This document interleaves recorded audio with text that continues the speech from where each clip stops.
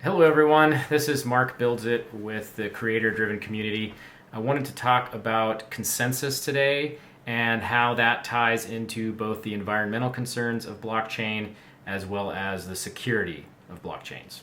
Okay, so in the world of blockchains right now, there are two prevailing methods of consensus. One is called proof of work and the other one is called proof of stake. So in both systems, one validator or one miner creates each block. It's different each time, and the other validators or miners are charged with checking the work of the one who creates the block. And this is part of the reason why the blockchains need to be open, because all the other nodes need to be able to read it to verify that they got the same answer that the creator of the block got. And then once the block is verified, it becomes an immutable part of the chain and it can't be changed again. So what sets the blocks apart is how the block creators are chosen, how they're verified, and what happens to a validator if they either create a block that has errors in it or try to cheat the system. All right, so the first system out there was proof of work, and Bitcoin is proof of work. Currently, Ethereum is proof of work, but it is moving over to proof of stake. There are hundreds of other blockchains out there that are done in different ways, but these are the two big players in the blockchain world. In proof of work, miners compete to solve a cryptographic puzzle, and this puzzle takes a ton of processing power and a ton of energy, and that is probably why proof of work catches a lot of flack for environmental concerns, because it is basically just burning energy to be the first one to solve a puzzle so they can collect some money. So whoever solves the puzzle first, they get the honor of creating the block, and they collect a reward in the form of the native currency of that blockchain. So for Bitcoin, it's Bitcoin. For Ethereum, it's Ether. They also get to collect the network fees that were paid by each of the people submitting transactions for that block. Okay, so how does this system provide security? So in order to cheat the chain, you would have to have a processor that is faster and more powerful than 51% of the other miners out there. And the sheer cost of buying the technology and putting the money into energy makes it so that it's really not worth it to try to cheat. You couldn't steal enough resources over a consistent period of time to make it worthwhile. So essentially the costs in technology and energy would be greater than the benefits of cheating. All right, what are the drawbacks of this system? Well, there's the environmental cost. You have a lot of energy that goes into mining both Bitcoin and Ethereum right now and any of the other proof of work chains.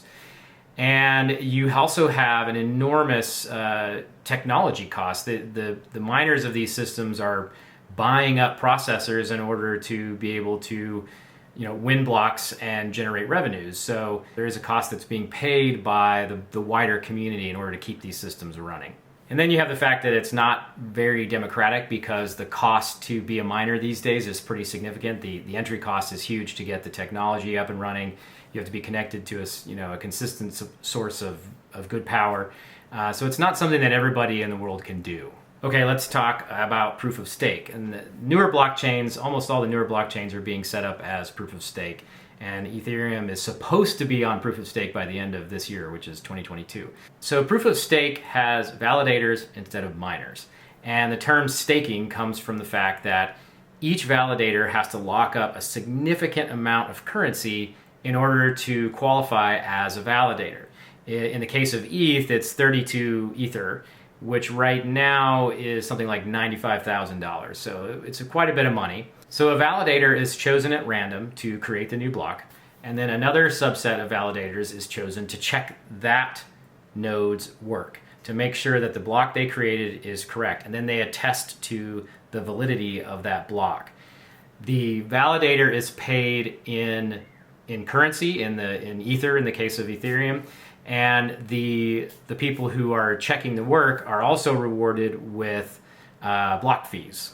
If there's an error on proof of work, the miner only loses the energy and time that they put into trying to win the right to create the new block. If a validator makes an error, they stand a chance to lose some or all of their stake, And the same thing applies to the people who check the first, the block creator's work.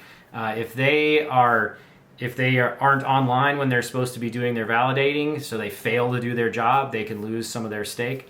If they're proven to be malicious and actually willfully putting in information incorrectly, they could lose their entire stake. Okay, so how does this provide security? Well, in order to be chosen on a regular basis to create new blocks with errors in them, you would have to have a lot of resources in staking. You would have to have, hundreds and hundreds of validators. I believe that Ethereum's goal for the number of validators is something like 12,000 when the proof of stake system goes online. So, you would have to have an immense amount of capital tied up in trying to hack this chain. And then if you are caught and the confidence in the chain is broken, all that ether you have tied up is going to lose value very quickly. So you are incentivized to keep the chain secure as opposed to trying to buy in enough assets in order to manipulate it. Okay, so what are the advantages? Well, it uses a lot less energy. You don't need a heavy-duty processing unit to win the lottery to mint a block. You just need to be chosen by an algorithm, and then you do the basic work of creating the hash and post it online. So your biggest cost up front is the stake. And the one of the drawbacks to proof of work is that because of the huge initial investment required, you start to get concentration of value in very few accounts, and you start running the risk that those accounts will collude and try to overtake the system. With proof of stake, individuals can take their own 32 ETH and become a validator, or a group of individuals can get together and start a validator themselves. So in theory, you're going to have the stakes spread out over a larger pool of people, and the more distributed the staking system is, the more secure it is. One of the drawbacks to proof of stake is that people or organizations that have access to large quantities of capital, they can stake more capital, and they can then have a greater chance of winning the blocks on a regular basis, and that will have the effect of concentrating some wealth in those people's hands. The other drawback is that there's really not a long track record for proof of stake, but there's always unintended consequences for a new system, things that can't be foreseen. But if you look at the statistics of it, the chances of someone actually being able to game the system and tamper with the chain is incredibly small. So I'm going to put some links to Odyssey DAO, which has a really brief summary of what I just covered, as well as some links to ethereum.org. They have some really great resources on proof of work, proof of stake, and consensus in general. So if you want to go a little bit deeper, those are some good resources.